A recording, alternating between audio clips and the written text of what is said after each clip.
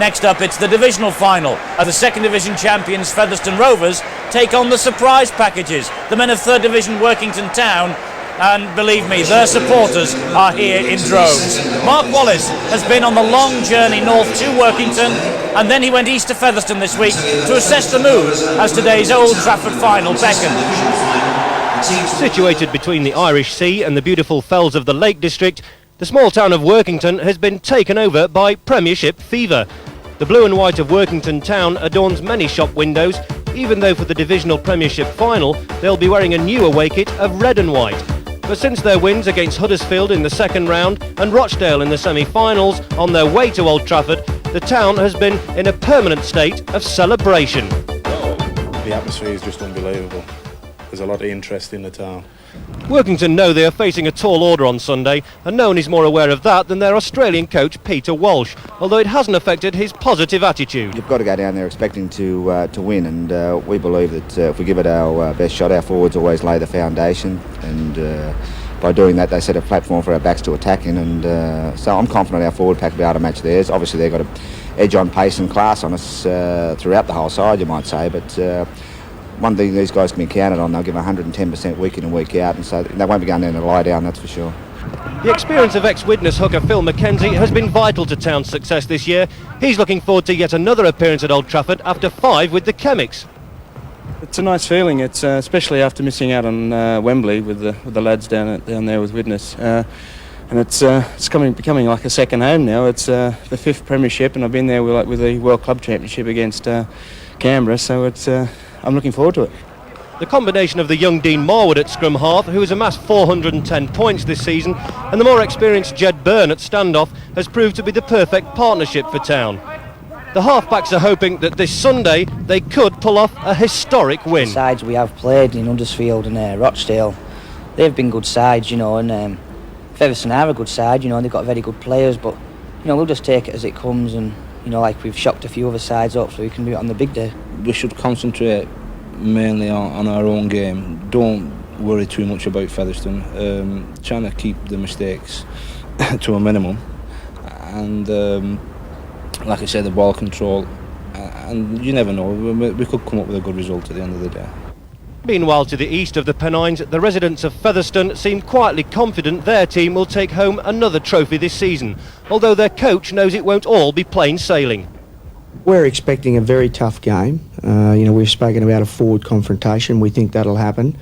That's all right with us too. We like to go forward with the ball as well. If we can withstand Workington and take a bit of sting out of their forwards, we think we've got the people at the back end to do the business.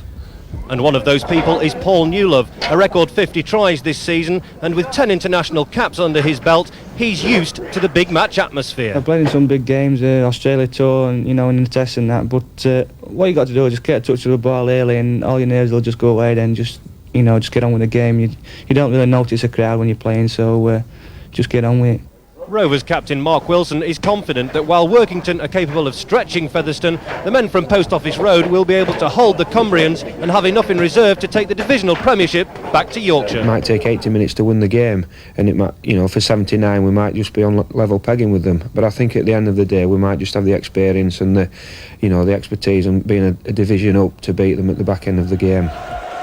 So coming up, it is the Divisional Premiership. Featherstone Rovers, champions of the second division, against the runners-up in Division 3, Workington Town.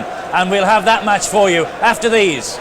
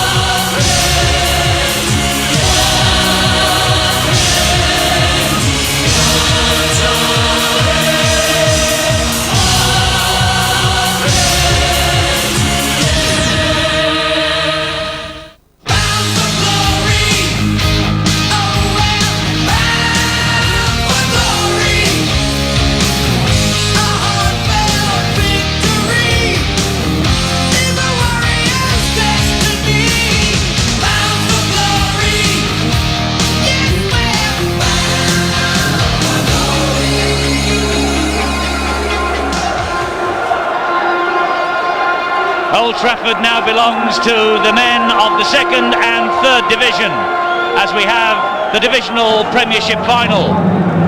Mark Wilson, the Featherstone Rovers captain, chatting to David Howes from the Rugby Football League and about to enter the Old Trafford arena. It's the Divisional Premiership final. The champions of the second division against the runners-up in Division 3. This season's surprise packages, Workington Town. They have got here to Old Trafford as the first and last third division team.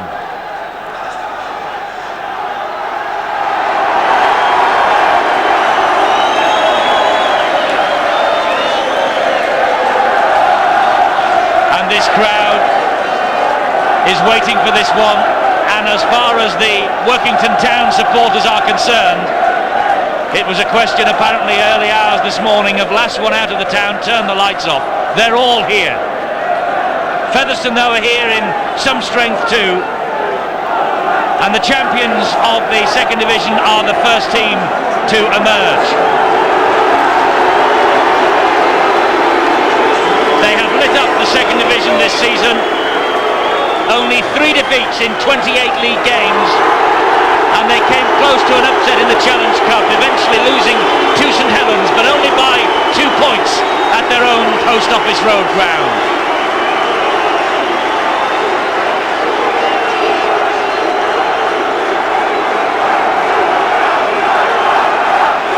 This is the Featherstone side. Martin Pearson, Ikram Butt, Terry Manning, Paul Newlove, watch for him, 50 tries this season, and Owen Simpson, Francis Maloney and Brett Dawn, Leo Casey, Mark Wilson, Wayne Takata, Gary Price, Ian Smales and Brendan Tutor. And Workington Town, it must be their biggest day since Wembley in 1952. And they are wound up for this with Mark Mulligan, Des Drummond, Tony Kay, Brad Heppy, Gary Smith, Jed Byrne and Dean Marwood, James Pickering, Phil Mackenzie, the former Widnes hooker, Peter Riley, Ian Scott, Colin Armstrong and Wayne Kitchen.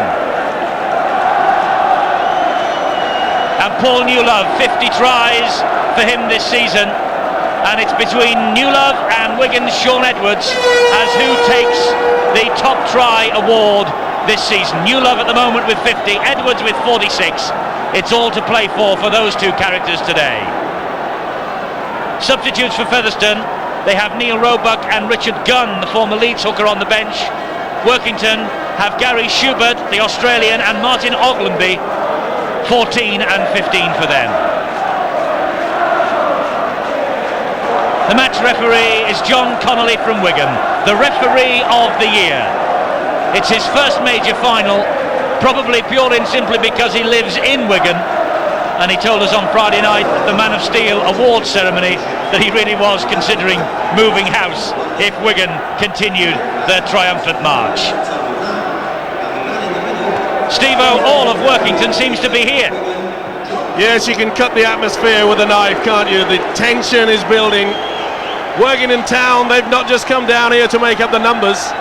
They really are confident of knocking off Featherstone Rovers, who must start odds-on favourites.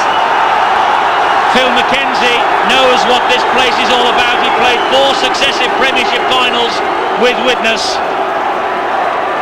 And now he is the fulcrum of the Workington Town attack.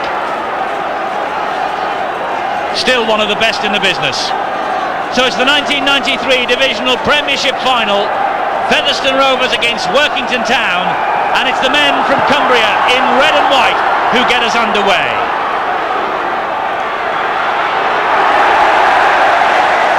First big hit from Colin Armstrong on his opposite number, Ian Smales. Workington, as you said, Mike, they look wound up like for this, don't they? If you like your rugby league, tough, hard and even more tougher, then don't go away. This is going to be a big one. The prop forward is Wayne Takata. This now is Brendan Tutor, the man the Australian press dubbed the baby-faced assassin after a torrid match, in fact a torrid series of New Zealand-Australian test matches involving Wally Lewis. The kick downfield. Mark Mulligan sweeps up the danger, just about. Gets away from Smales. Gets away too from Gary Price. Can't get away from the next two. Gary Smith, the winger. Mackenzie in at acting halfback, as he has done so often for Widnes. And that was a high challenge by Gary Price. First penalty of this divisional final. Well, I said it was going to be tough, and you could see that Price, the swinging right arm going right over the top. Going to be a hard game for the referee, John Connolly. There'll be no prisoners taken in this one. As you mentioned earlier, Eddie, that this Workington Town side, they look fired up. So do Featherstone. Traditionally, Steve-O, this divisional final, or second division final as it has been known in the past, has produced tremendous entertainment, and with men like Des Drummond on the field for Workington, this should be no exception. Yes, it's been a revelation since he got up to the Workington area. Alongside with Phil Mackenzie, former Widnes star, they really have turned things around. There's Mackenzie, and this is James Pickering. He really is a hero in the Workington area. The big Fijian prop forward, and he tried to get to his feet, but Takeda wouldn't let him, and Leo Casey was in there too. Well, you can see Takeda there, all over the man. No chance of trying to play it. Two big boys. James Pickering, you can see looking at the referee. This could be early points for Workington. It's a start that they would have been looking for. 2 points, calms the nerves. Just settles them into the game a little bit quicker. This is Dean Marwood taking this penalty attempt then for Workington. And a real old-fashioned kicker. He has just made a dent in the Old Trafford surface with the heel of his boot. No sand needed for the Workington Town scrum half. It's a long way out. He's hit it cleanly, and the crowd behind the post there from Workington will tell you that it's first blood to the men from the third division.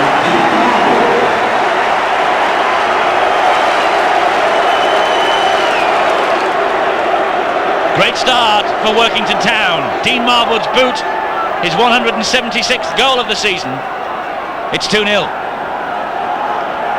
Well, the Workington fans behind that stick, those pair of posts, should I say, that they made enough noise and movement there to make trembles all the way up to the Lake District. They really are making themselves felt.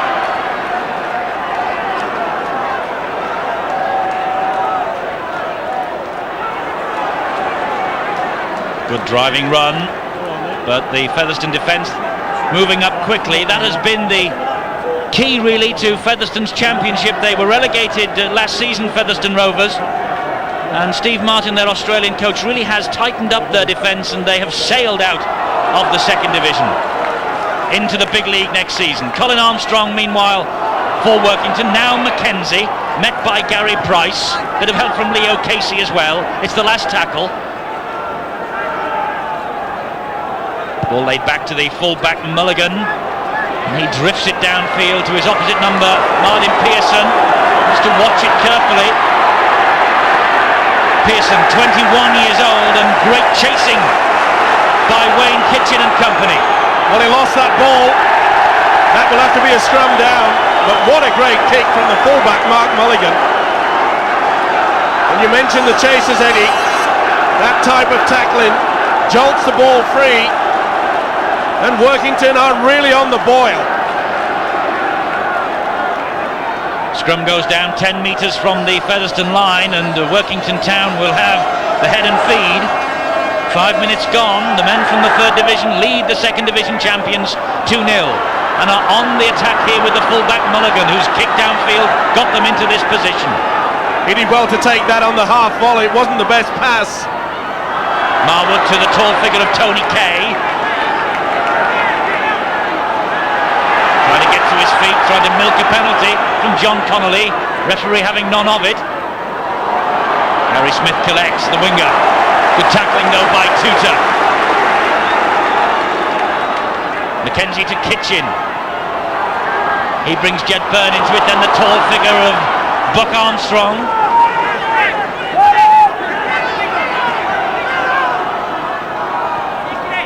Mulligan. Workington have certainly settled quickly. It's been a good opening for them, really. They're using the big power forwards exceptionally well.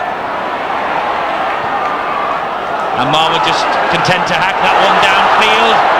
Jitters from Featherstone. Pearson though has it. And Pearson, the fullback, off on a great run. That's more like it from Featherstone. And referee Connolly quick to penalise Jed Byrne, coming in late. Holding the man down. Good tackle by Mulligan, but what a great run from Pearson. It's the type of play that's made him a star. You can see it was Mulligan that came over the top, really with the knees. Didn't need to do that. They've lost vital position, the Workington. Matty Pearson with a bump on the side of the face after getting the knees of Jed Byrne. And Old Trafford filling up all the time as this match progresses.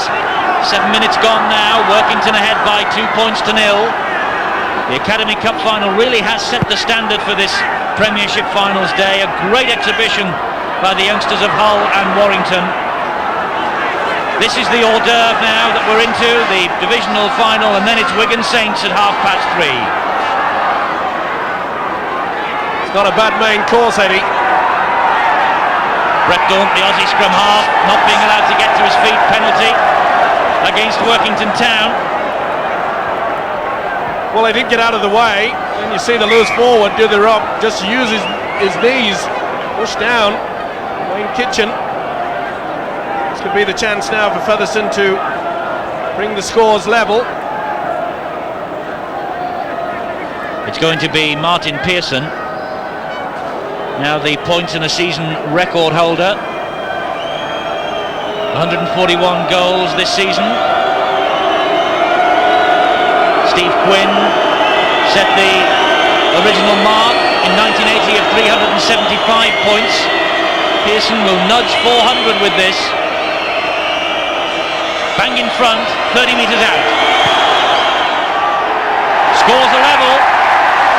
That will settle the Featherstone nerves.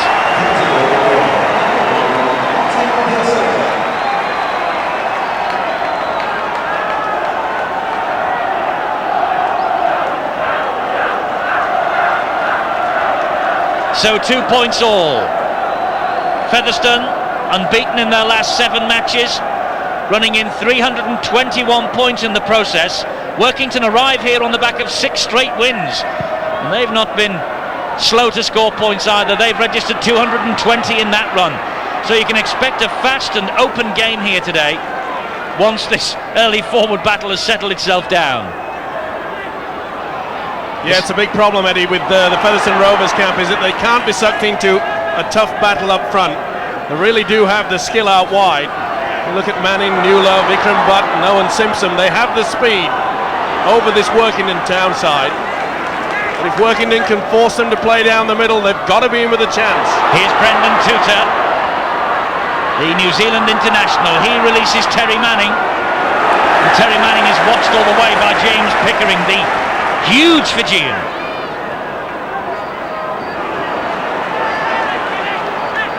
There he is, a real character and a great favourite at Workington. Ball's drilled over the top. Mulligan palms it one hand. It was the scrum half Brett Daunt's kick downfield. Here's Gary Smith, the winger. Didn't see too much of the ball in the semi-final last week against Rochdale, but I've noticed he's drifting in field and getting involved in every opportunity here today. Rough tackling from Featherstone on the centre Brad Heppy. He's Armstrong again with a bustling run. Mackenzie, the dummy half. Bad pass. Good job that Smith was there on his wing this time. Vikram Butt came in to finish him off. Workington trapped in their own half. It's not a bad kick downfield from fullback Mulligan. That's a great kick. Whenever you can turn the fullback round, has to go back, gives a chance for the chasers to put them down in their own quarter. Now Vikram Butt again. Straight into the tackle from Pickering, finished off by Ian Scott and Brad Heppy. Terry Manning now. Gets the ball away. It's good play.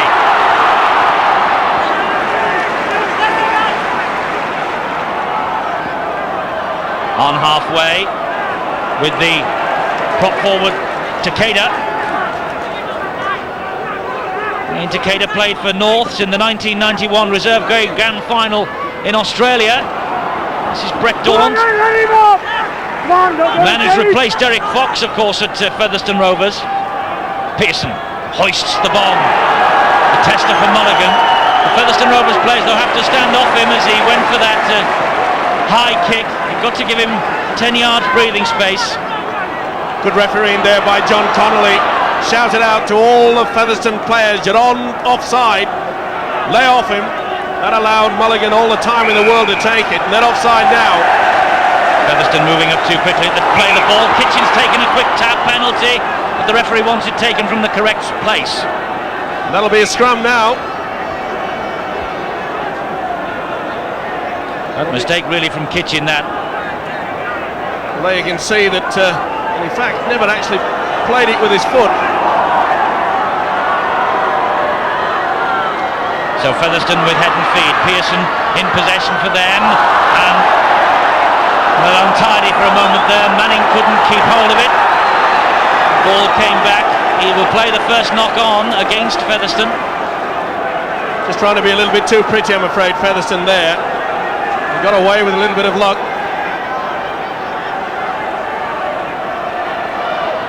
Two handling errors so far from Featherstone Rovers in the opening 13 minutes or so here at Old Trafford. This divisional final is all square, 2 points apiece. James Pickering in possession for Workington. He's certainly a power forward, isn't he? But whether he can last the full 80 at this rate, pretty hectic pace.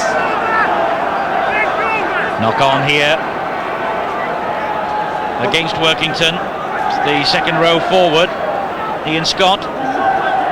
To be fair, not the best of passes from the hooker Phil McKenzie. It's a second stray pass is sent out. Now then, what can Brett Daunt? It's the standoff half brother Francis Maloney. What can Francis Maloney conjure up here? Absolutely nothing, because that's great tackling by Kitchen and Gary Smith. Beautiful play there by the loose forward. Came in across, Kitchen in to help. And a good break there by Francis Maloney. He just run out of space there. Now Jed Byrne, the man who has seen service in Lancashire, Yorkshire and Cumbria, one of the very few players to play in all three counties where rugby league is played. I suppose he might be heading off to London next.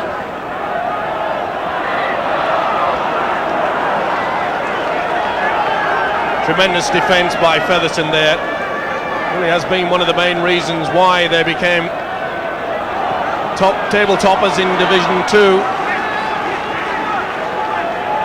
He's done a good job with them as their coach, Steve Martin.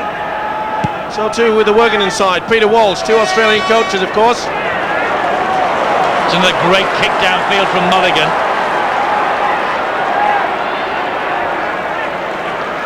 Owen Simpson, the man who picked the loose ball up. There is Steve Martin, the Featherstone Rovers coach. A hot tip at one stage for the Wigan job when John Money goes home after today's final in the big one.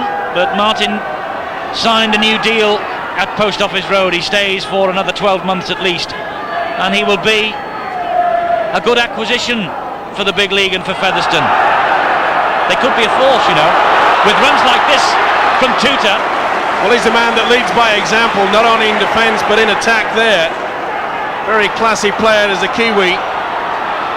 Now Francis Maloney again. Good break from Maloney. Gets away from two. The support arrives from Pearson. Featherstone attacking down that left-hand touchline. Great run from the fullback. Last tackle for them. Newlove, the man at dummy half. Haven't seen too much of him. That was Daunt. He helped it wide to Gary Price. Daunt again. Attacks now with Pearson to Featherstone, but he drops it. The referee will bring it back. It's on the last tackle. It'll be the turnover. It was a knock on. Mark Wilson thought he was in for the try. Pearson dropped it though. The impact of the tackle there from Jed Byrne. It's a shame they couldn't make more of that. That really was a great run by Francis Maloney. That's the second time he skirted through this Workington Town defence. A good support play by the fullback Pearson. The gaps that are beginning to appear in this Workington outfit. And James Pickering has had the shirt almost ripped off his back. Brendan Tutor penalised meanwhile by the referee, I think, for... Well, you can see him interfering with them. Knocking the ball out of the arms of Pickering. But look at... This is a brand new jersey he's got today for this final. Look at the state of it. Didn't last long, did it? No, and I get the impression that perhaps they've had to have one made especially for him. Gee, he's a big boy, isn't he?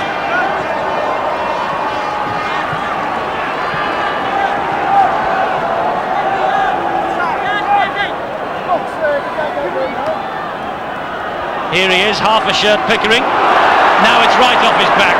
Taketa's finally got it off him.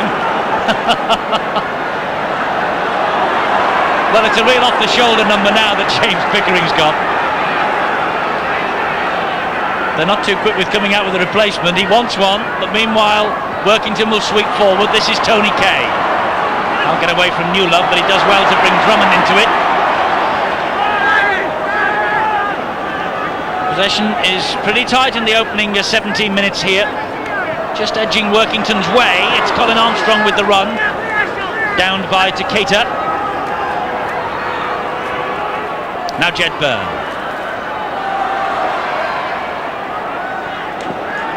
Workington quite happy to use a dummy runner.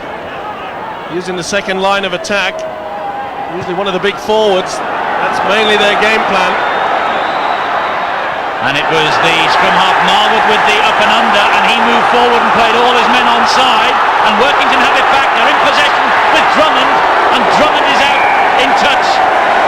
Smile from the Workington winger, but that was bad play really. Great play though by the combination of Newlove and Simpson. Opted to go on the outside. Probably not as fast as what he was, say, 5 or 6 years ago. Finally they have got the new jersey out of the dressing room, and he's now wearing number 15 on his back is Mr. Pickering. So if Martin Oglenby comes out and he's in 15, it'll be very interesting.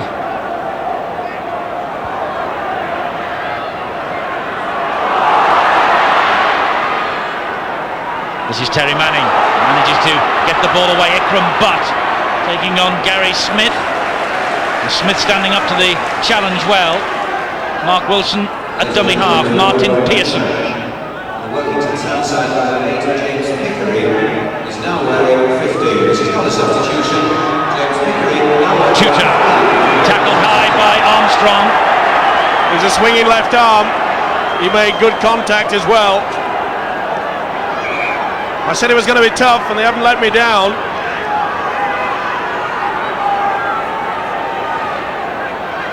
Colin Armstrong being ticked off by referee John Connolly. He's not missed a game all season, the big Workington second rower, former Carlisle and Hulkingston Rovers player, and he played in the 1990 Division 2 final when they lost 29-30 to Oldham in a classic. Brendan Tutor's all right though, he will carry on, and so Ian Smales with this penalty for Featherstone Rovers, and try and gain as much territory as he can.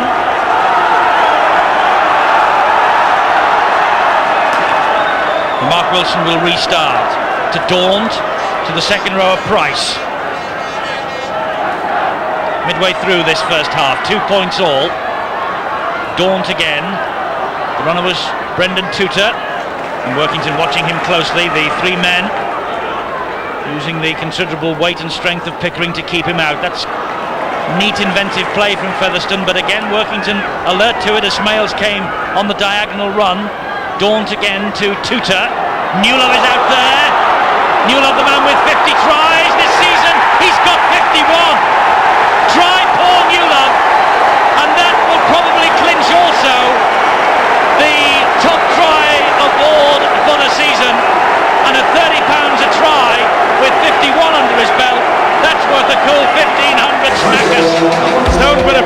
replay will show it was Brendan Tutor that made this. To the dummy.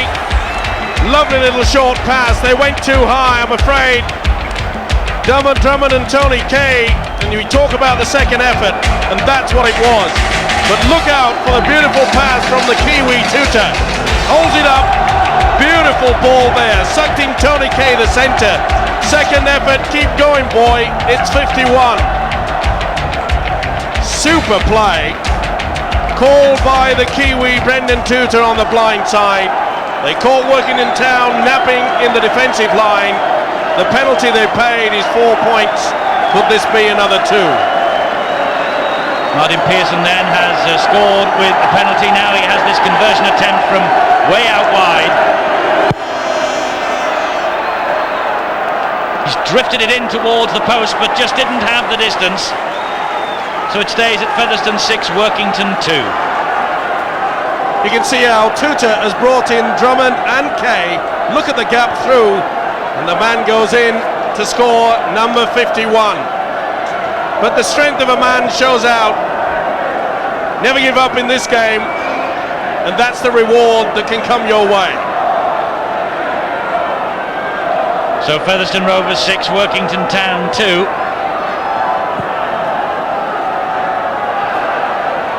Workington restart. Terry Manning drives the ball up on the first tackle. Through one but not through the cover.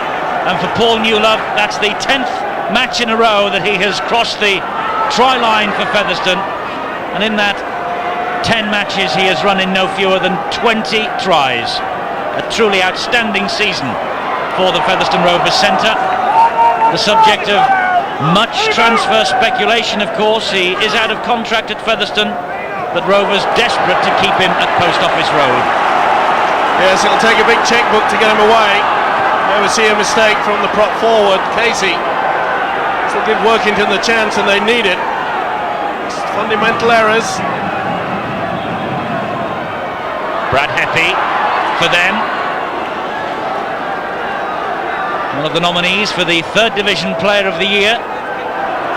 This is Mackenzie. That's a great run from Mackenzie, using all his guile and experience.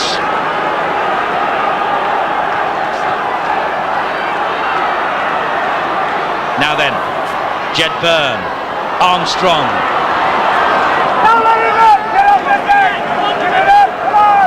Des Drummond has gone into dummy half.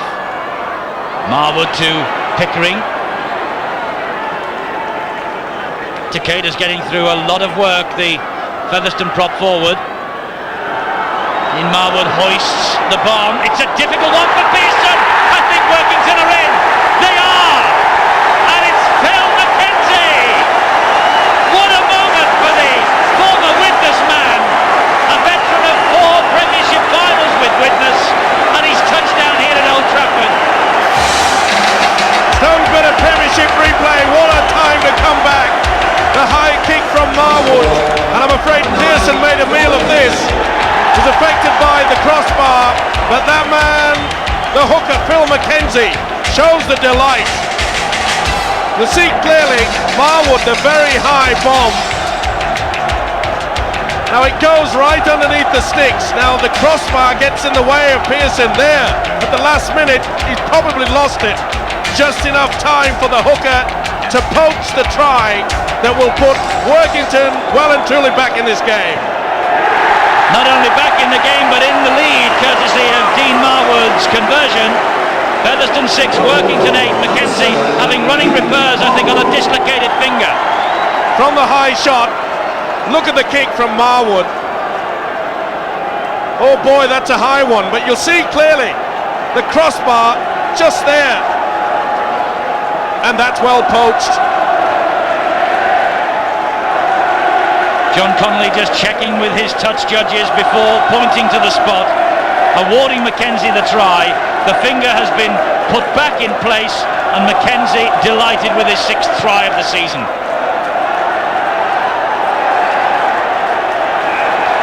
Martin Pearson, his kick-off goes straight into touch. Did well to leave that alone. That's a mistake that they could well have done without. But what a fight back from Workington. all about taking your chances, and they certainly did that. But what a great bomb from Marwood. That must have had icicles on it. So it's a penalty on halfway, and Mark Mulligan drills the penalty into the far side of Old Trafford, and Pickering with the run. Well, he's been attracting interest from Australia this season, and no wonder with runs like that.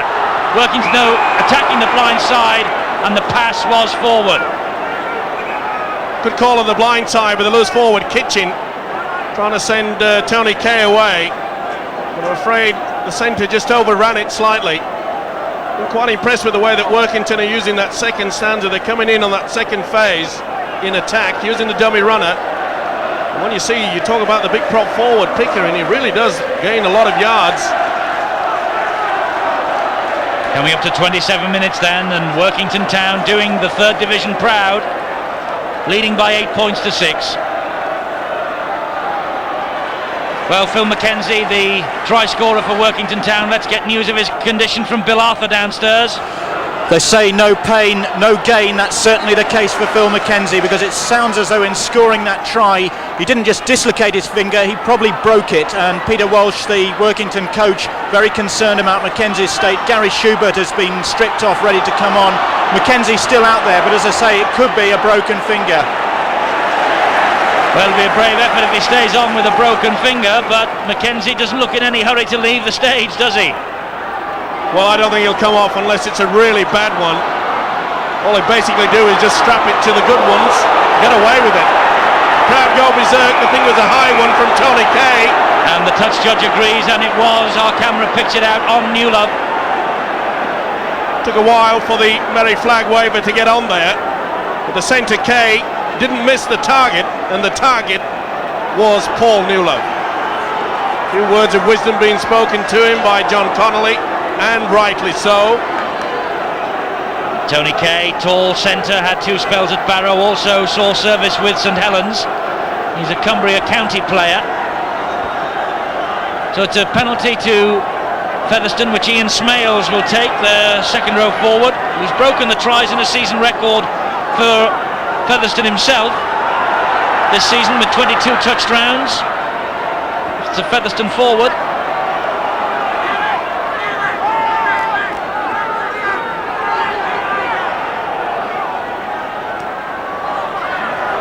Brett Daunt, met by Peter Riley. Mark Wilson, the Featherstone captain, in at dummy half. Leo Casey driving his way towards the line. Big penalty count. This is Takeda. Good play by Featherstone. They're trying to get up and play the ball very quickly, hoping to keep the Workington defence on the backward step.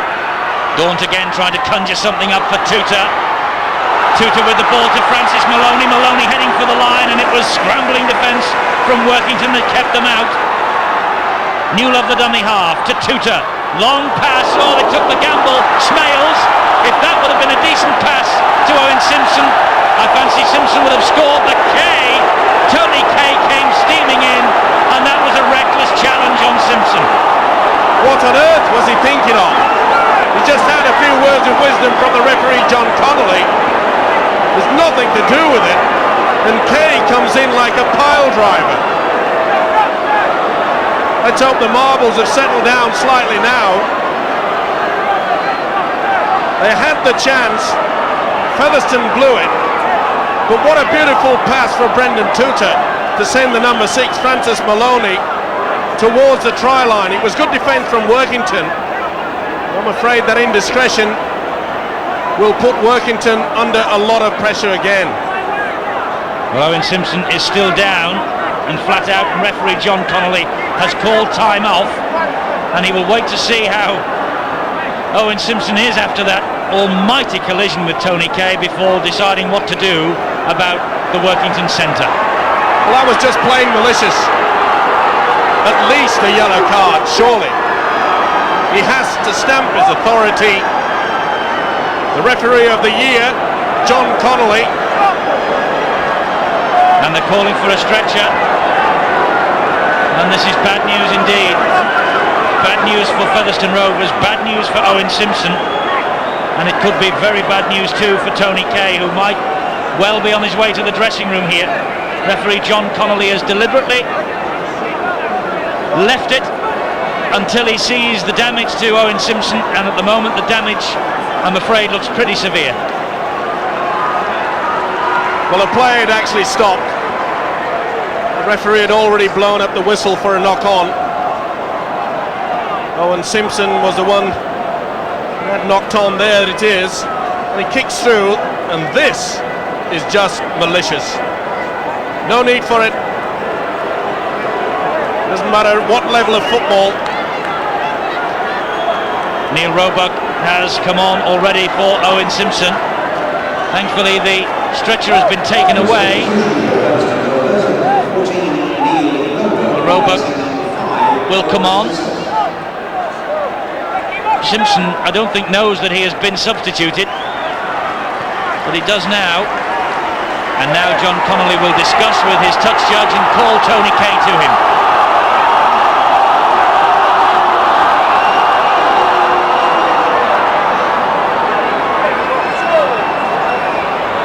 Doesn't appear to be any movement with the hands to go to the pocket. Not as yet, anyway.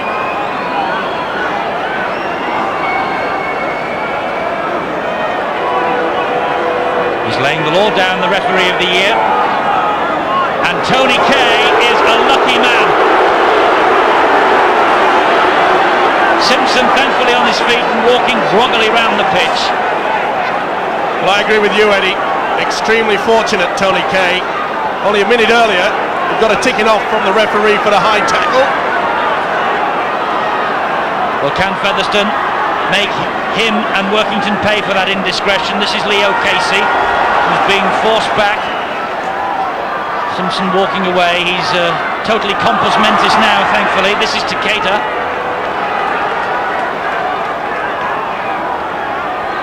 Mark Wilson, the dummy half and captain of Featherstone, camped underneath the Workington Town posts. Brett Daunt, and now Maloney. Good play from Maloney, over the top it goes, and luckily for Workington, Gary Smith was there. Panic football, that's all you can say. They've undone all the good work there that Francis Maloney had put them through. Nice jinking run. He's finding a few gaps as a number 6, but then they go and throw it all away with a stupid pass. Mackenzie, fingers on the left hand are strapped. This is Pickering.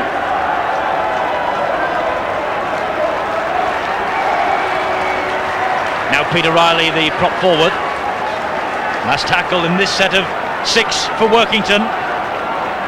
It's back with Mulligan again. Another good kick from the Workington fullback, using the open spaces here at Old Trafford to good effect. And the chasers are all there too. Excellent play there by Mulligan. It's the third occasion that he's turned around Martin Pearson. Strong kicker of the football. Makes it hard work for them. They've got to keep turning round, and when they're tackling, and that was a swinging arm from Pickering. Here it comes, just missed. Oh, there are times when you just like to duck at the right moment, and that was it. I think Neil Roebuck saw that coming out of the corner of his eye. And Featherstone have taken a quick tap penalty. They're running the ball. That was Daunt. This is Wilson, who's handed it on to Rose, gets the return pass. The Featherstone captain finds Tutor. This is good play from the second division champions. It's with Ikram Butt out on the wing here. He's got a lot of work to do to get to the line, and Workington had a lot of work to do to keep him out. Excellent play. Brad Eppie and the fullback Mulligan. They really went for it there, didn't they? Ikram Butt was setting sail for the try line. But once again we saw the skills of the Kiwi Brendan Tutor. That was a lovely delayed pass. He's having a fine game so far. Workington in possession, but Featherstone swarming all over them, just 3 yards or so from their own try line. And Bill Arthur has got some news of Owen Simpson, who has walked off the field here. It looked a lot more serious at the time, but in fact Owen Simpson has sustained a cut mouth, so it's a blood bin job for Owen Simpson.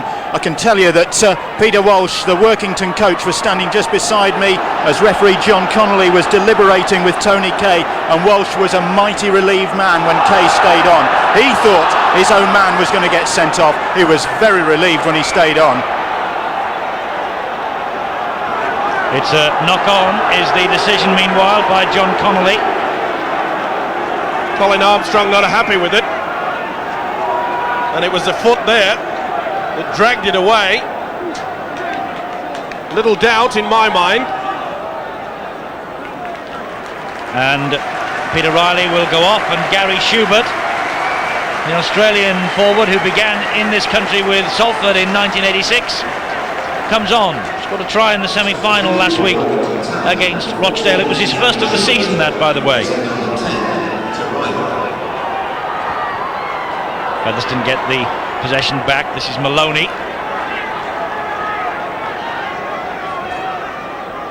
Daunt, the dummy half. Tutor involved all the way through. Invites Newland onto it.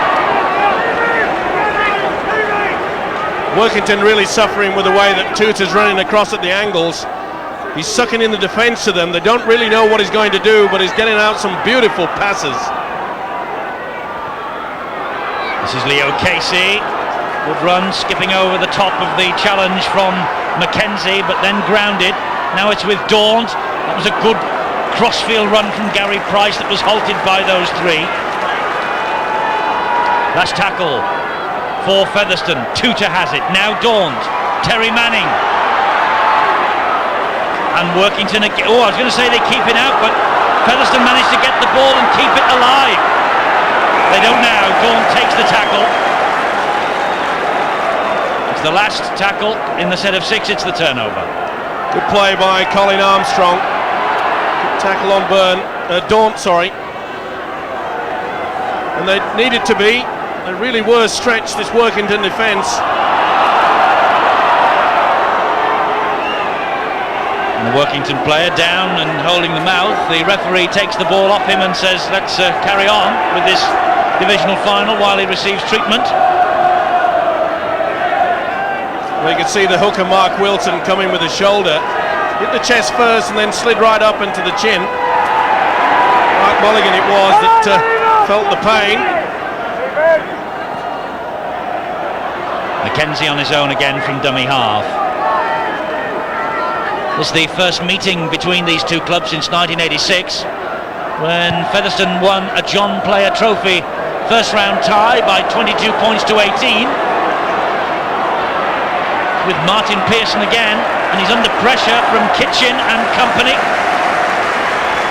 Well, once again we saw that Martin Pearson had to turn round and chase that ball. Perhaps a message should get out there from his coach Steve Martin to stand a little bit further back. It's better to run onto the football rather than having to turn round and chase it. Wilson at dummy half. Tutor,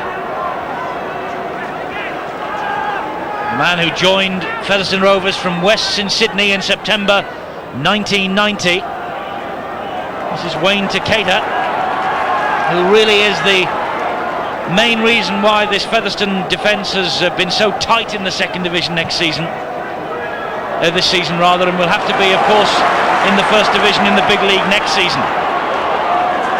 Well, there we saw the exact opposite. The kicking game from Featherstone not very good, right down the throat of Mulligan. He'll enjoy that all day. Dean Marwood, the Workington scrum half, just looked over the left shoulder then for his teammates. There was nobody there. They were just plodding up. Now it's with Mackenzie, who gives a short ball to Armstrong. Good play from Workington. That's what they need. A little jinking run from the hooker Mackenzie. He'll find the gaps. Jed Byrne to Tony Kay. Newlove has him by the shirt sleeve. It's the last tackle. There's Drummond to Marwood again. And Marwood hoists the bomb. And Pearson's underneath it, and this time takes it cleanly. That's better play from the Featherstone fullback. Kept cool, didn't he? You could see the arms reaching high, bringing the ball in, full protection. Excellent take. Terry Manning. Kitchen and Gary Schubert bringing him down. No one in front of Manning. He's able to do that. Play the ball to himself if there's no one standing in front of him as a marker. Made good, valuable yardage then for his team. Maloney. That's a good ball. It's Leo Casey, the prop forward, and now it's Paul Newlove. Featherstone doing well, keeping this ball alive. Nice passing movement there. First Maloney and then Casey keeping it alive.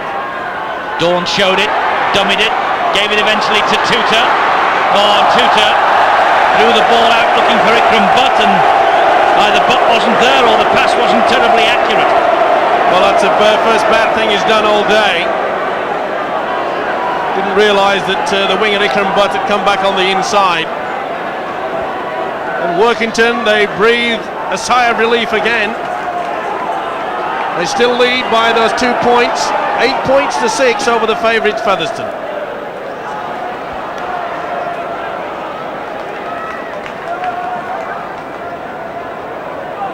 Yes, it's 8-6, Workington Town ahead.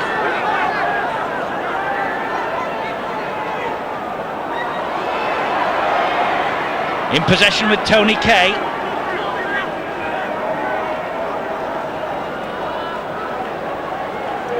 Mulligan. Another good kick downfield. Oh, great stuff. He's kicked well all day, hasn't he, Mark Mulligan? The Australian who's settled into the full-back berth.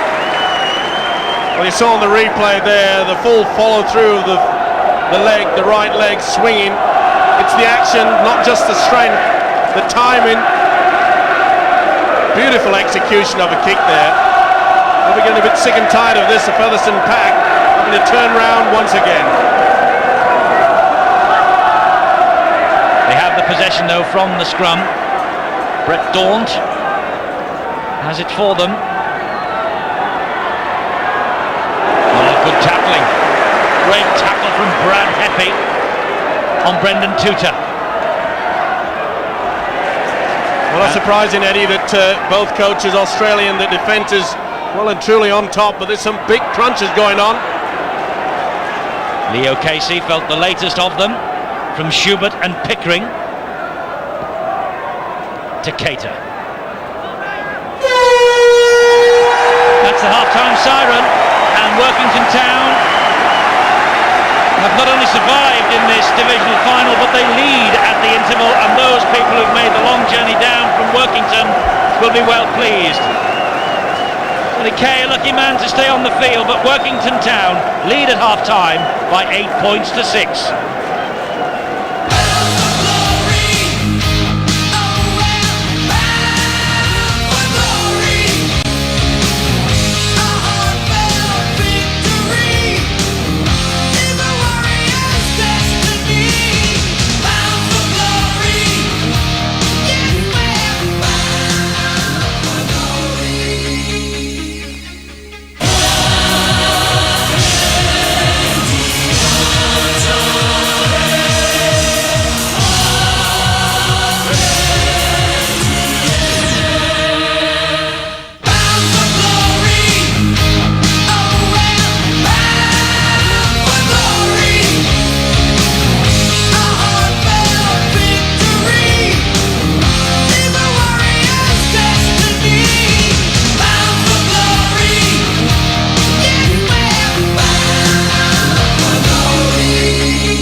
Workington Town are doing you proud in the third division.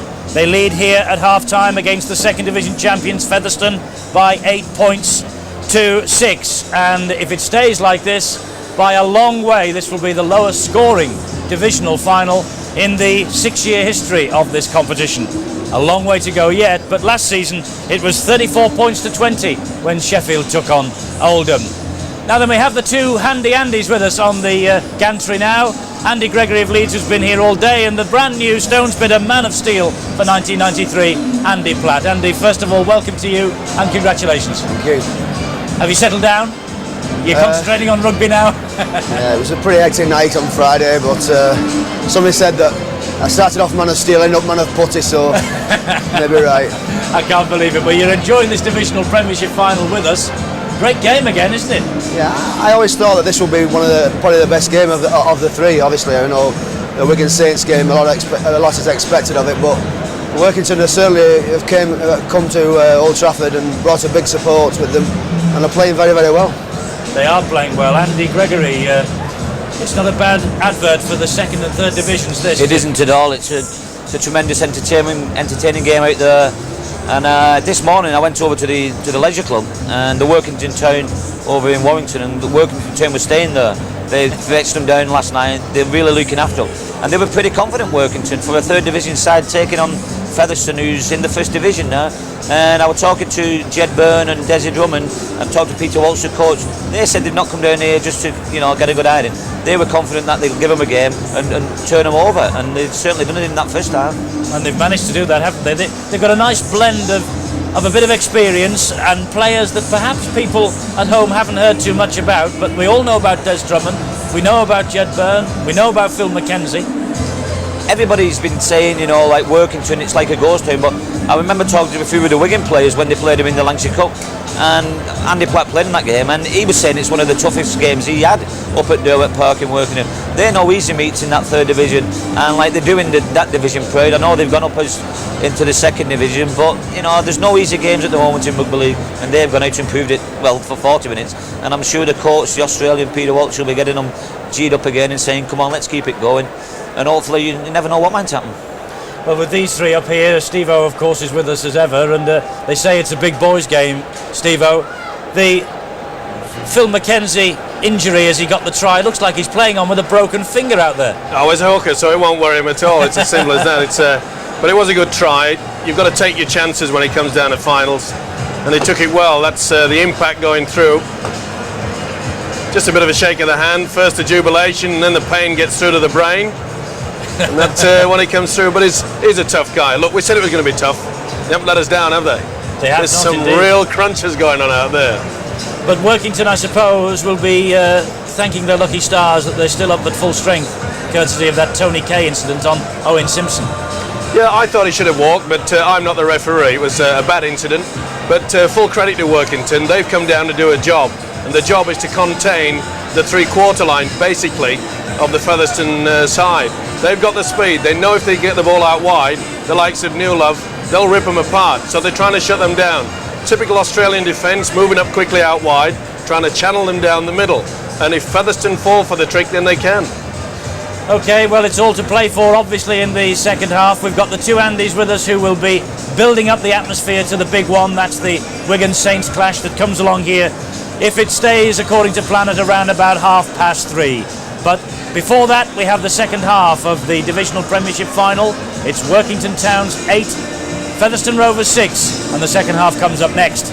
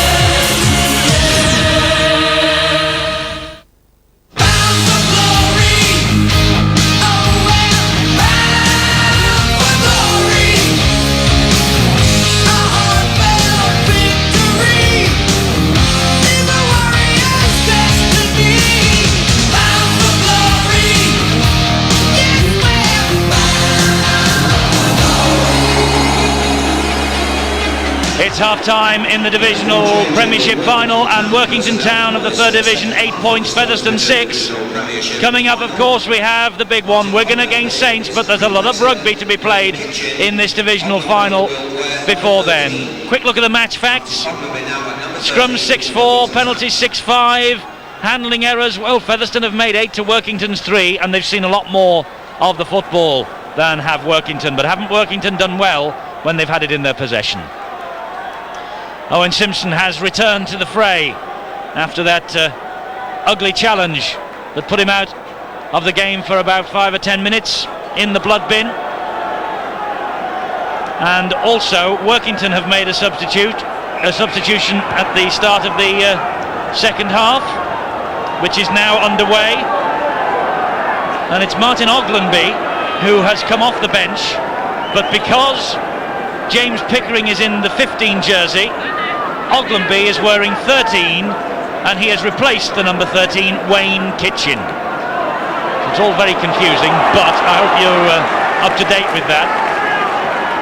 Oglenby's on in 13, and Pickering, having had the shirt ripped off his back in the first half, is wearing the substitute jersey of 15. And Phil McKenzie, with that kick downfield, inch perfect, is still out there despite the broken finger. Nice play by the hooker, picked his spot well, not under a lot of pressure.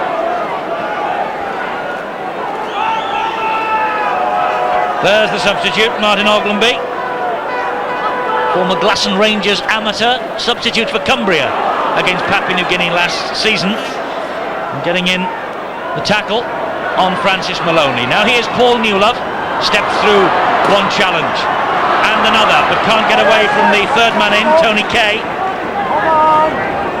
I'm sure that the Featherstone coach, Steve Martin, would have had plenty to say at the half-time break. The most important factor that I feel, they've got to get this ball out wide. The first receiver should be standing a little bit wider, or perhaps not use the forwards all the time. They've been forced into it at the moment, but running a little bit wider, especially Brendan Tudor as well, should get that three-quarter line going. It's the last tackle. We've just realised we're about midway through this mammoth extravaganza from Old Trafford. We've had a wonderful Academy Cup final. We've got a compelling divisional final underway, and we have the big one, Wigan Saints, still to come. Nice kick by the halfback, Brett Daunt. Will be an important factor in these the second half, this combination with Maloney, the halfback positions, up against some experienced campaigners in Jed Byrne and Dean Marwood.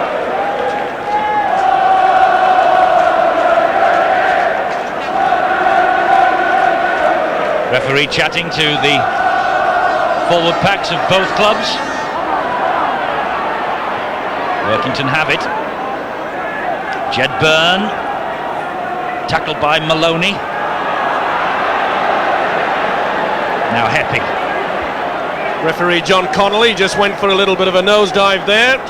Did a forward roll, much to the pleasure of the crowd. Well, Workington doing very well, leading 8 points to 6, and their Australian coach Peter Walsh is with Bill. Peter, what's your game plan for the second half?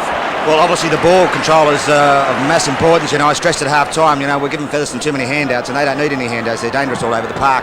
So our kicking game's pretty good, our good yardage in it. We're getting a bit impatient when we get up around their half. They've had 11 sets of 6 and our 25 compared to our 3, so that tells the tale. So the boys have done well to come in 8-6 up at half-time, and, the pressure's on Featherstone, really. We're not even supposed to be winning this game. Tremendous effort in that first 40. Well, it had to be defensive-wise, because, as I say, our ball control wasn't as good as, I would have liked. A couple of cheap shots, giving silly penalties away, it's just not good enough, and I hope we can control the second half a lot better. If we do that, I'm very confident.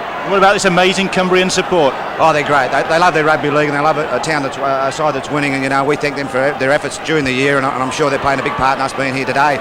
But there's a long way to go yet, and I'm sure there's a cheap shot again. So we're just helping Featherstone out too much, and they'll end up making us pay. We just can't handle that kind of pressure. They're too good a side, so hopefully we can hang in there. Gary Schubert there coming in right over the top. Up to their coach, Australian coach of Workington, Peter Walsh, making it quite clear that they were giving those cheap shots, not to give any handouts. They're a good side, they're fully aware of it. But at the moment, they're still 2 points in front, 8-6. Featherstone in possession though with Leo Casey. And now with Wayne Takeda.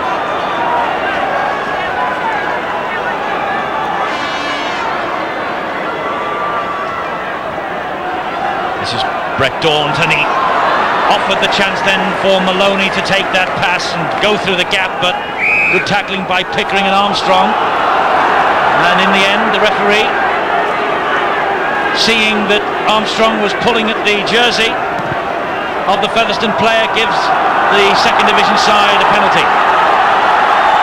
Well, just lack of concentration there. It's allowed Featherstone to go from their own half well into the Workington Town quarter. It was penalised, and Leo Casey has it for Featherstone. That was Wilson's pass to Decatur. 5 minutes gone, second half. Workington still ahead 8-6, but for how long? Featherstone in possession with Brett Daunt, and it just bounced off the shoulder. So close. Well, Ian Smale just overran that. You could see he had to reach back with the left arm. Another chance wasted. They've made a lot of mistakes in the first half. Be a problem for them in the second. They must respect possession. Yes, as one coach has said consistently, retention of the football is paramount.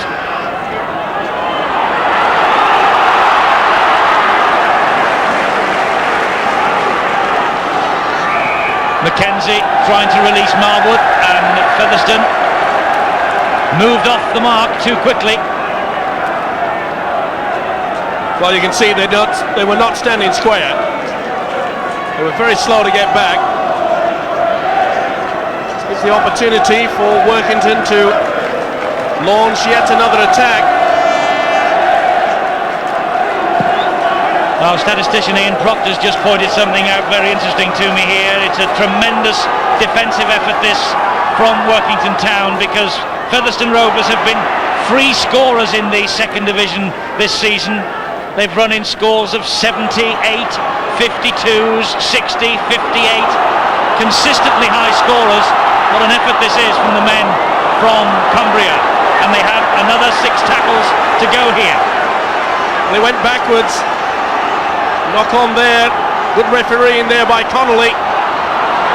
This is Pickering. Always danger when it's in his hands. Workington so close here. Marwood and Armstrong. Tony Kay in at dummy half. Trying to chink his way through himself. And it took brave defence from Featherstone to keep him out. Drummond is there. Marwood invites the substitute Oglamby to have a run. It's the last tackle. Armstrong back to Marwood, hoists across field. Bond. This could be interesting. And have Workington got it down? No. Knock on. Well, it was Phil Mackenzie in amongst it again. Beautiful kick by Marwood. Arms all over the place, but this time Mackenzie just could not finish it off. Great roar from the far side of Old Trafford as we watch. Workington Town supporters were up off their seats.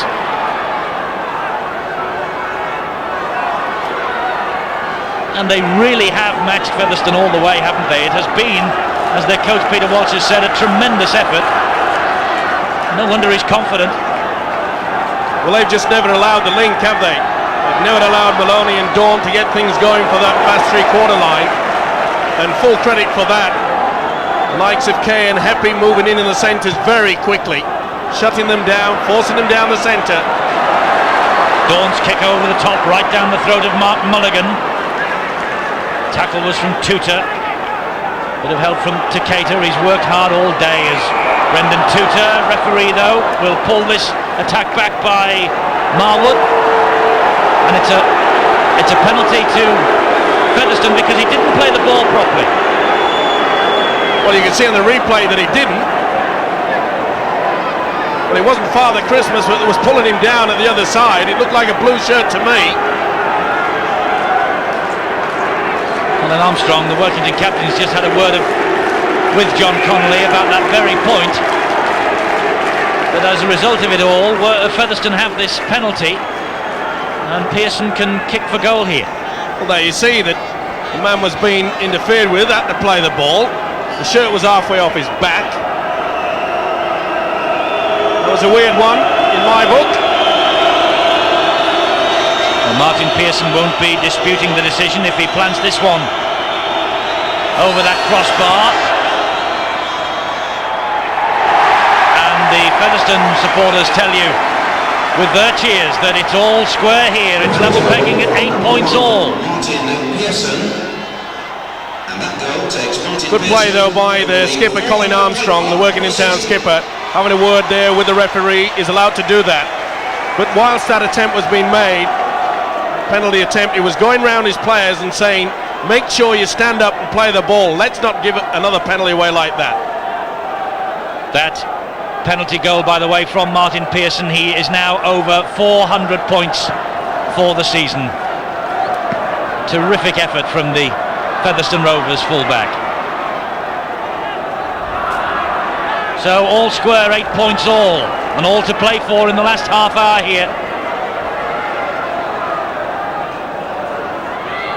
There will be extra time in the Premiership finals, if needed, 15 minutes each way.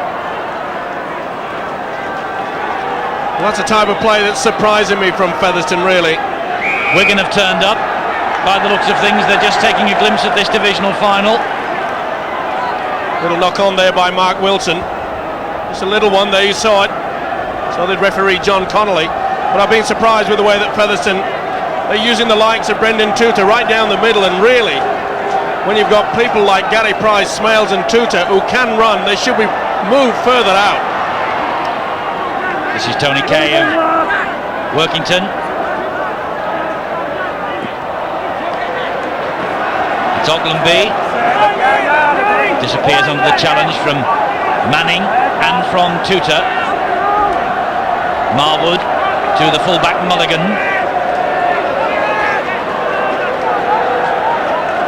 Workington, their last trophy in the 70s, the Lancashire Cup. And they beat Wigan in the final. That's a collision. In fact, it's more than a collision. The touch judge on this near side is on. Well, it just looked like a shoulder charge to me. Paul Newlove it was. Interesting to note that the second forward, there's Newlove. Ian Scott was the man that went down. Interesting to note there, you saw on the replay that Scott just a little look to see whether the touch judge had actually stepped onto the field of play. Saw that he had, and went back down to the ground. All part and parcel of the game. A bit fortunate there if Workington receive a penalty for this one. He's obviously got him for interfering with a man not in possession of the football. See quite clearly. There it comes, there he goes, the shoulder charge. Wasn't a bad one either, but this could prove costly. Yes, Newlove penalised, and so Marwood will have the shot at goal. As you see, he's building up his own little mountain on the Old Trafford surface. Alan Hunt and Steve Hampson on the left of your picture there, a proud new father. Baby daughter, born only last night.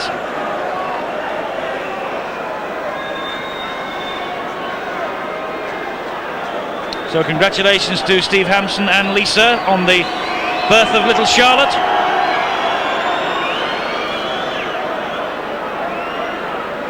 Perhaps Dean Marwood needs some sand.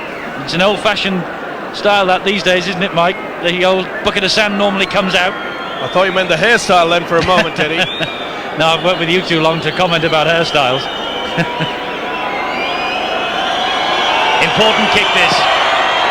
Paul Marwood struck it. He struck it perfectly. And Workington regained the lead. The penalty goal from number 7, Dean Marwood.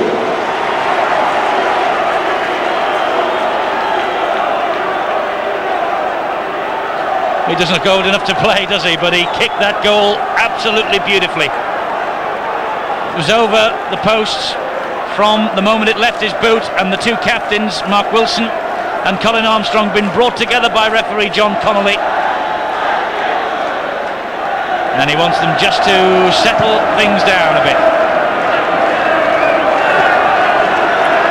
Jedburn runs it back for Workington. So much at stake, not only the prize money, something in the region of £10,000, but also the Divisional Premiership itself and the silverware. Well, the important time now is for both sides not to lose their composure, not to panic.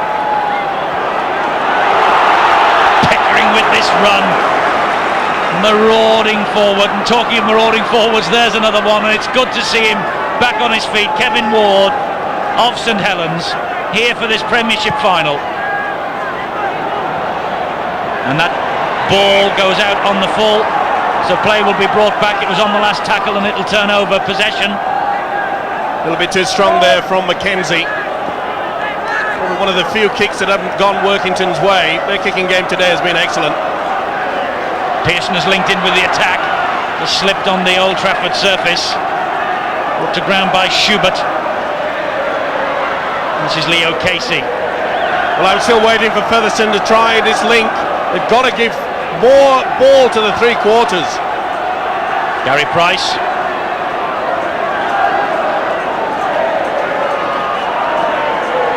Wilson, the captain, at dummy half. Price allowed to take that ball to himself and gains about 10 yards, no more. Wilson to Daunt. Good running, this is Maloney. That's good chasing though by Jedburn. All the experience coming out there from the Workington standoff half. Tutor dabs the ball downfield. He'll have to watch that. And Mulligan did. The idea was there, but Mark Mulligan equal to the task. Put his body between the ball and the oncoming attackers. Peter Riley is going to come back into the action for Workington to replace Ian Scott, the second rower. A little reluctant to leave this Old Trafford stage at the moment. And here he comes now, he's spotted his number. So the prop forward returns.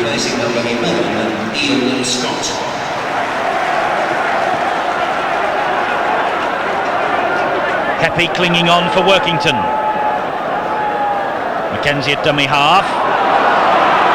One of those runs that have typified his play throughout his career. Big collision.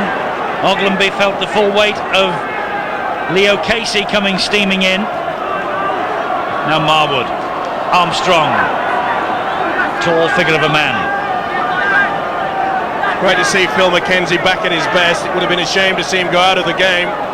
Here he is again. Full credit for Workington to give him that opportunity. He really is a class act. Last tackle this is. Mulligan hoists the bomb. Mulligan charges forward, tries to put all his men on side, but doesn't matter, the ball's run dead anyway.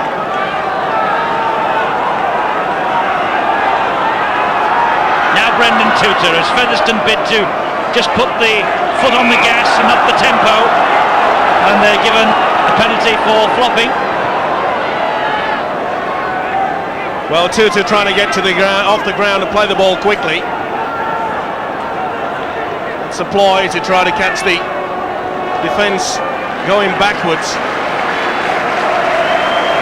And that's good thinking there to slow things down. Neil Roebuck has come on for Wayne Takeda, the prop forward for Featherstone. So both coaches just jiggling things around a bit to try and secure this divisional premiership. And Workington seeing a lot more of the ball in this second half. But at the moment it's in possession of Featherstone with Leo Casey, but that's Burn and Pickering with the tackle. Well, they'll just soak this up all day, these Workington forwards. They're having the time of their life. Featherstone's just playing right into their hands. They've lost the plot a little bit of Featherstone. They really should have to get this ball out wide. Maybe they will now with Newlove. Just shrugs Brad Heppy off. Newlove, second division player of the year. That's good play. Manning, Pearson turns the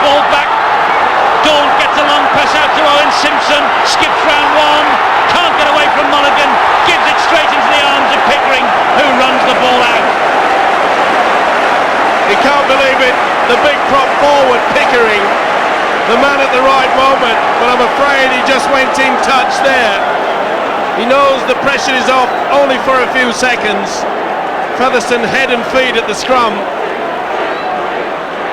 That really was exciting football from Featherstone.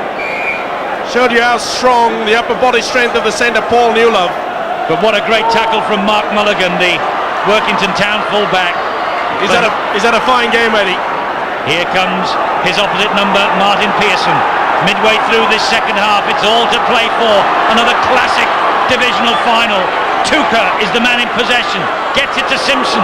Simpson bounces off the challenge of Riley.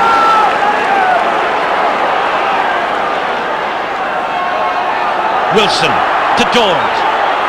Price. The support was there from Newlove again, and Newlove was hurt there. Not only hurt, but did he drop the ball? Oh, he looks in a lot of pain. The leg went underneath, and then the impact of the tackle took him back over. Oh, and he's hurt. There you see Colin Armstrong down, and there the impact from the fullback Mulligan twisted him round. That is painful. We'll see more clearly. Armstrong goes low, and the impact from the fullback Mulligan twists him in the tackle. The leg stays straight. Oh. Well, he was on top of the world on Friday night when he was named Second Division Player of the Year. But now he looks in all sorts of pain, and I think it's the ankle. The referee calls time off. Some very concerned Featherstone medical officials there. One of the brightest prospects in the British game. Let's hope it's just a twist of the ankle, no break.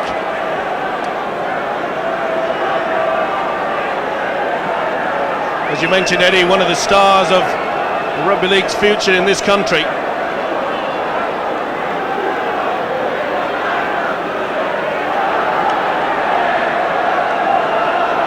Well, the pictures tell their own story.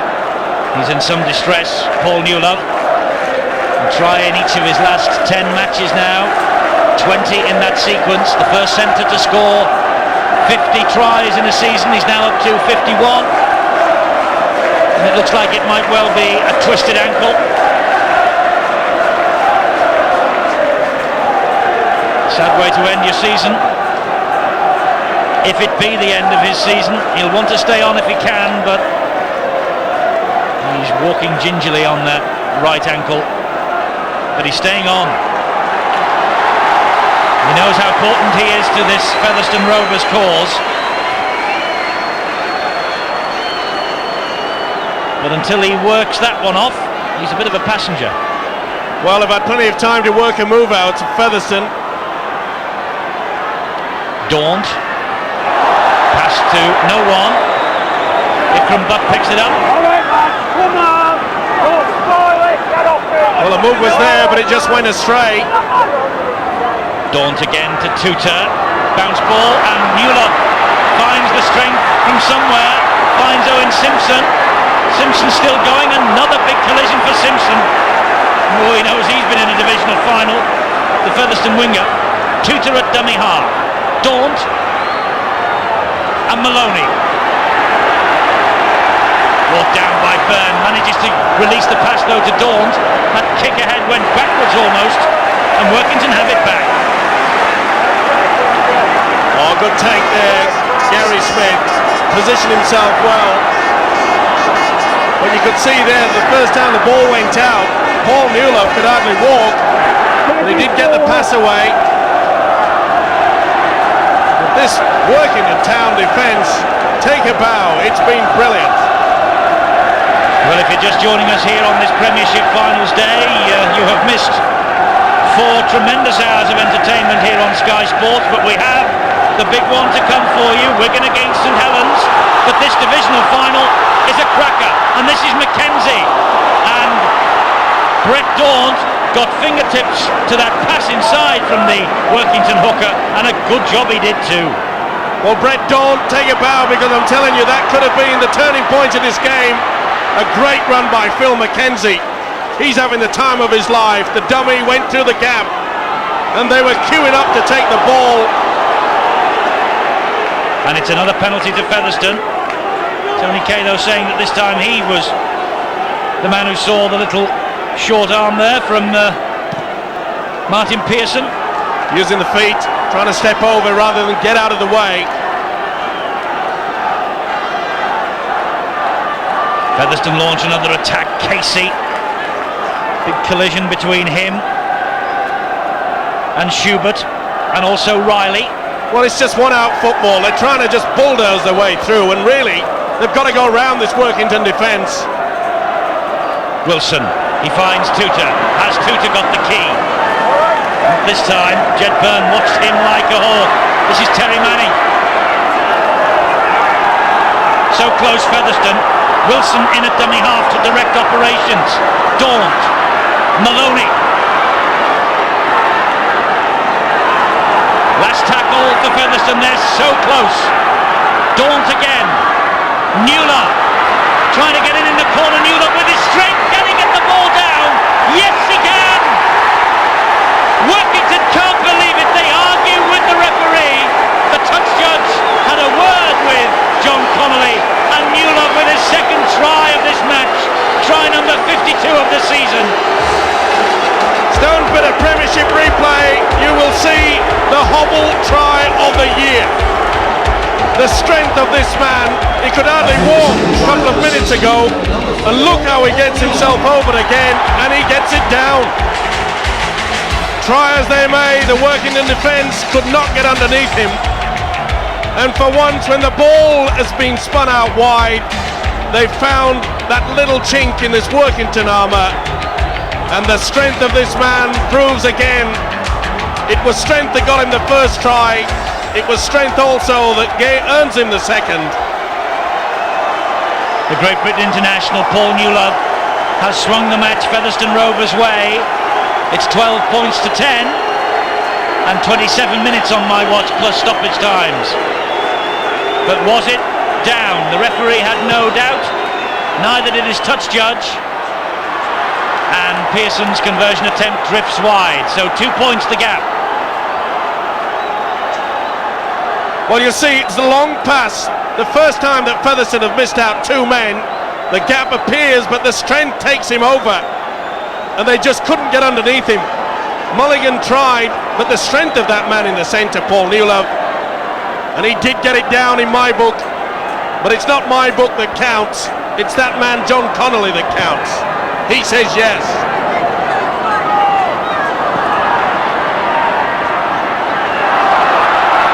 Well, the touch judge, I think, was the decisive nod as far as that one was concerned. He looked at John Connolly and said it was a try. So Featherstone Rovers have edged back. Well, it's amazing to think that that's the first time that Featherstone have actually thrown a long ball out wide. First time they've missed out men. Up until then, I'm afraid they were just using one-out football.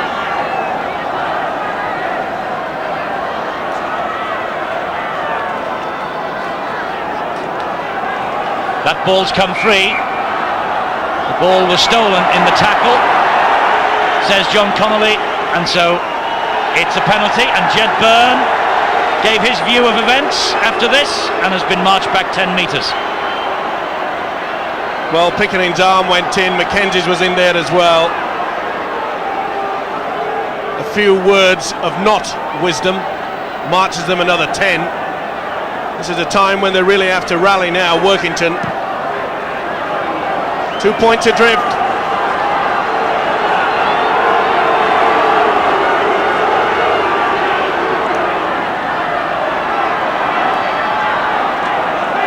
So now Featherstone, they know that they are edging towards the Divisional Premiership trophy. And it might well come down, Mike, to superior fitness in the end. Could well be. But they look full of running now, Featherstone, that really has lifted them. Tuta with that darting little run. This is Brett Daunt and Maloney. The ball out wide again to Paul Newlove. Tries to get away from Des Drummond and does. The strength of Newlove going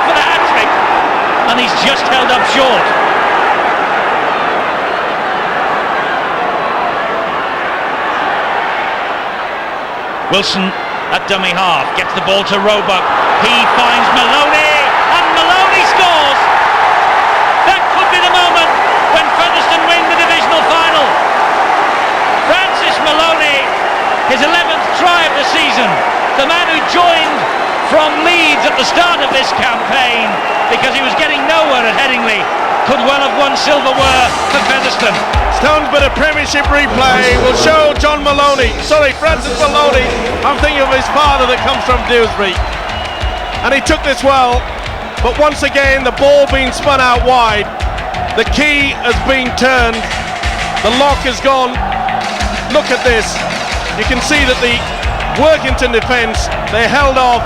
The little step inside, he had the speed and strength, and that could well wrap it up.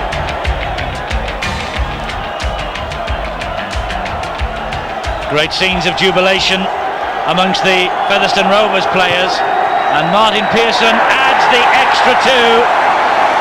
And the gap now is 88 points, 18 points to Featherstone and Workington 10. See how the ball came out wide, the gap appears, the 4 points are on the board.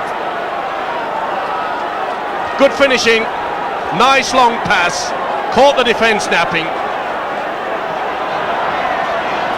And is that the moment when Workington's brave effort and their brave resistance finally cracked? Featherstone began as firm favourites to win this divisional final, but they have been given a mighty scare by the men from Cumbria.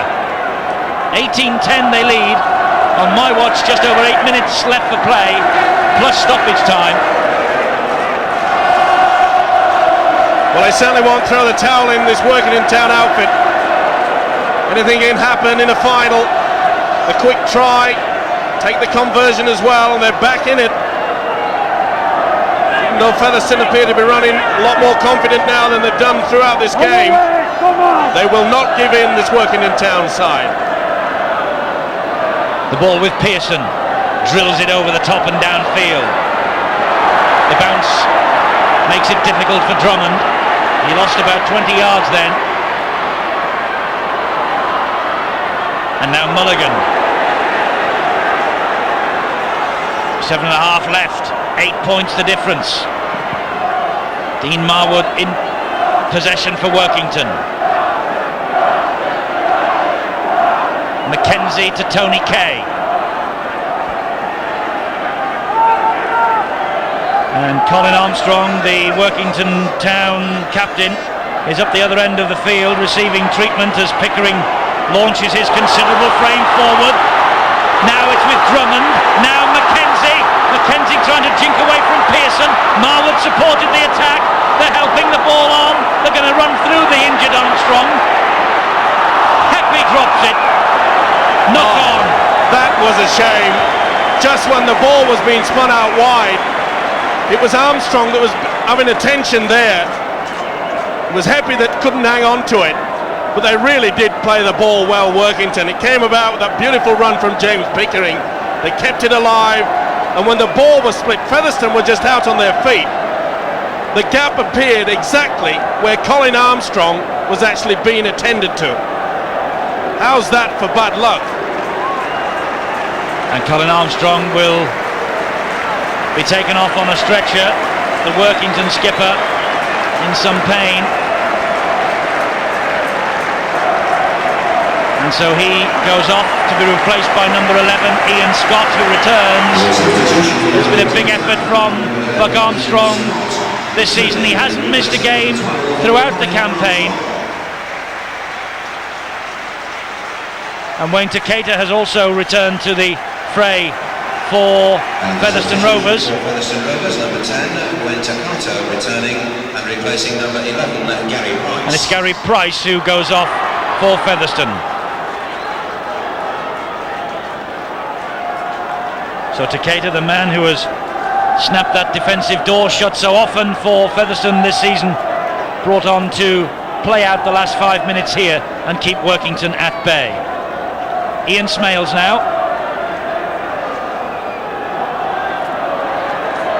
And suddenly the possession has swung dramatically in Featherstone's favour as they've taken a grip on this final. High High challenge there by Jed Byrne on Tutor, and it's a penalty. He didn't miss him. Swinging right arm. Kiwi went down like a sack of potatoes. A little bit of indiscipline there. Especially coming from a man with the experience of Jed Byrne. The frustration coming out in the play now. He must feel a little bit dejected. It's been a superb effort by Workington. 4.5 to go plus stoppages, and Martin Pearson is going to have another kick at goal from this penalty. And again, no wonder, bang in front, 30 metres out. He's topped the 400-point mark for the season in this divisional final at Old Trafford today.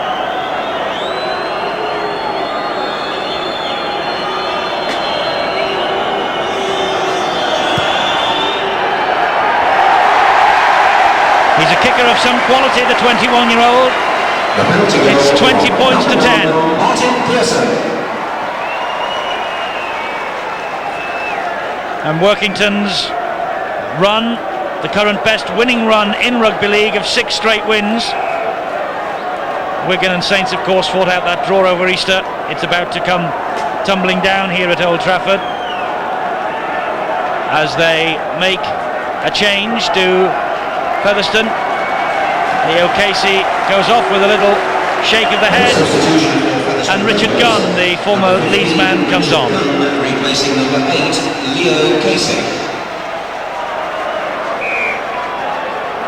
Well, that's a good move there by Steve Martin, the Featherstone coach. Bring on a fresh man, just lift them, take the ball up, calm things down. They know that they've got this in the bag.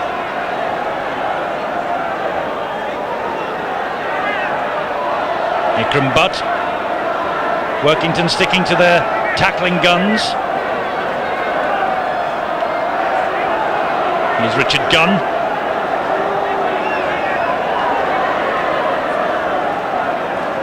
Featherstone know that if they don't panic, they've got this final one now. 2.5 to go, plus stoppages.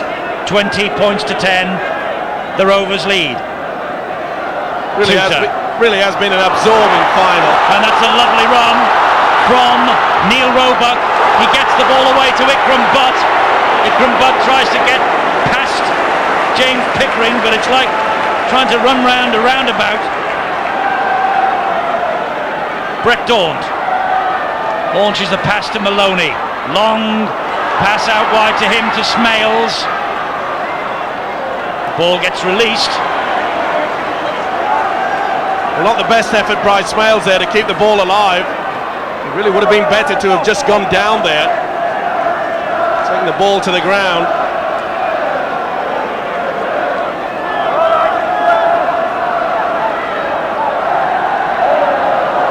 Mackenzie to Marwood. Skips away from the challenge of Takata, but couldn't get away from Roebuck. Penalties, 14 to Featherstone and 7 to Workington. Really, you can't hope to step up a division in class and concede 14 penalties to the second division champions. That was the last tackle, it's the turnover. Featherstone get on with it quickly. Tutor to Manning. Running with a lot of confidence now, Featherstone. They'll probably try to keep this ball alive. Dawn to Takata takes the tackle. Just 1 minute to go. Richard Gunn. He's already listed as the second division player of the year. He's the try scoring list from Featherstone Rovers, number 4, Paul Newell. You probably heard the tannoy announcement in the background as Martin Pearson takes the run. That number 4 there, Paul Newlove, is the man of the match here in this second division, this divisional final rather, and this is going to be the crowning moment. Is it for Featherstone? No. Newlove, man of the match, leaves the dummy half roll to his captain Mark Wilson. Dawn fancies a drop goal attempt, but Workington have closed him down, and Tutor drops it. Well, tiredness coming in there. Brendan Tutor is at a pretty strong game. There's been a lot of stars. Newlove, full credit to him, the man of the match. He certainly worked hard, and he took those 2 tries when they desperately needed it, because Featherstone, it took them quite some time to realise that the ball out wide would split this Workington defence. There's been stars from both sides, Eddie. None more so than that fella there, but been impressed with the way Mark Mulligan, the Workington Town full-back, has got into it. This is Tony Kay for Workington, challenged by Newlove, and of course Newlove's 2 tries here this afternoon means that Sean Edwards in the Wigan Saints match to come needs to score 7 to take the top try award. Mackenzie, Workington, credit to them, keep it going to the end. He's had a top game as well, the hooker, Mackenzie. It's now with Byrne. Oglenby looking for Mulligan, and they just put the ball down. They can go on though. Oglenby's come up with the try. The ball went backwards. Referee John Connolly waved play on, and Oglenby, the man who came on as a substitute and wore 13, touches down. Stone's better Premiership replay. 1 ball out wide. He just couldn't hold on to him, Mark Mulligan, but the substitute Oglenby in for the try, albeit consolation. But that was a correct decision. You could see that the fullback just fingertipped it back. It was enough for that man to go over the substitute. All too late, I'm afraid.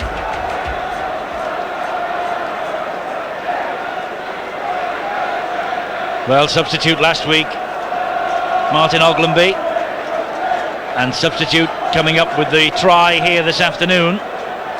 20 points to 14. If Marwood strokes this one over, it's 20 points to 16, and respectability is certainly the name of the game for Workington Town. He's kicked it, and it is respectability for the runners-up in Division 3. Well, there has been quite a few stoppages, of course. Stoppages with the injury to Paul Newlove. And the official timekeepers have informed us that there's about 4 minutes remaining. Could we have one of the greatest fight backs of all time? I'm sorry, Mike. Referee John Connolly in no hurry to get it going again. If Featherstone want to stroll up to the halfway line, he'll stop the clock, and he's just put time back on. So never mind respectability. If there's 4 minutes to go, as you say, there's a real chance here for Workington. Well, we said, didn't we, halfway through, they won't throw the towel in. They came down here, they meant business. And they still do. They really just have to gamble now, throw everything at Featherstone. Here they come with Kay. Mackenzie looking anxious at dummy half. Finds Jed Byrne. Byrne takes the tackle. Last one. Marwood hoists the kick. And he was clattered then by Roebuck as he took the kick. But this is Martin Pearson, who's grounded by Des Drummond. Tremendous run there by Pearson, realising that time's on his side. Just kept going, running across field, made sure that it stayed in the field of play. It'll be a forward jaunt now, eat up the seconds, and hope for the big kick downfield. Tutor. Good run again from him. Don't forget, coming next, Wigan Saints, but this divisional final has again lived up to the pre-match billing. Smales eventually takes the tackle. That's the 5th one. It's with Daunt, and now with Pearson, who just plops one over the top, but got too much length on it, and so it will restart with a tap on the Workington quarter line. Well, on my watch, 4.5 minutes of stoppage time played already. Here's Brad Heppy.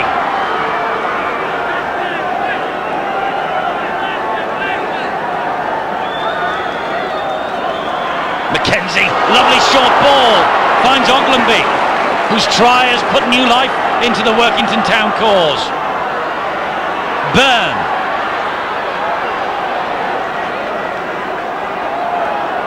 Scott to Tony Kay.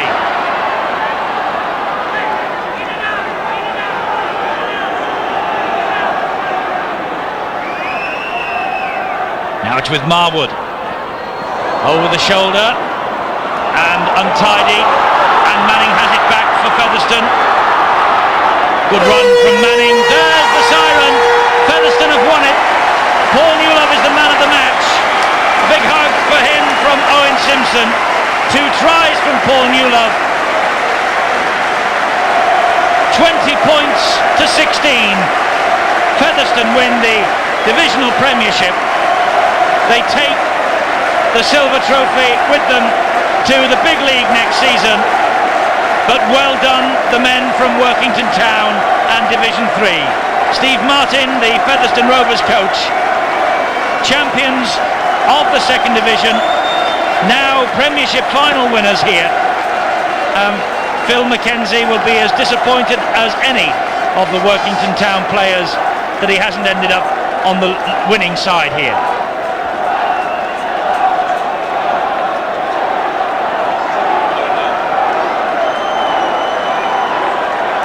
Now then, where's he come from? Steve-O, get back up here. Great effort though from these two sides, Featherstone and Workington Town. Francis Maloney worked hard for Featherstone Rovers. And Rovers, I think, did they just shade it in your book, Mike? Well, they just kept their composure, didn't they? It took them a while to work it out.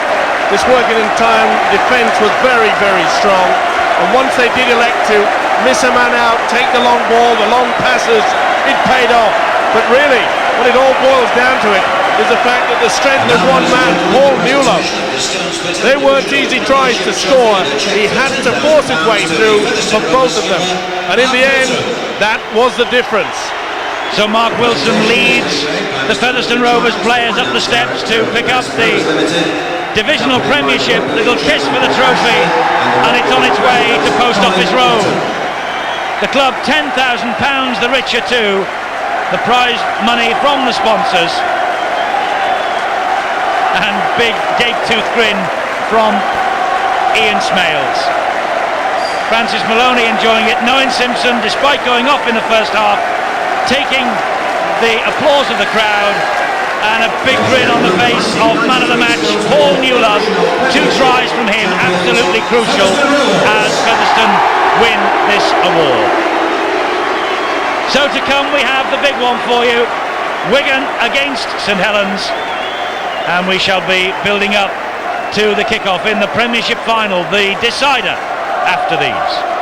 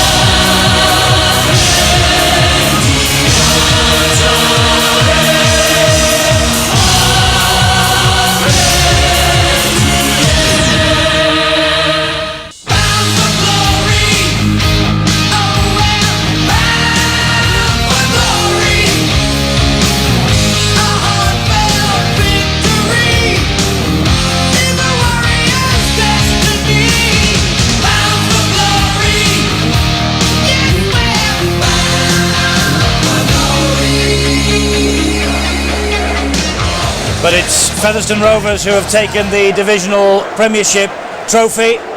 Ian Smales leading the lads around on a lap of honour, and a well-deserved lap of honour too. And I can tell you that Workington Town, as you can see from that scoreboard there, played their part in an entertaining final.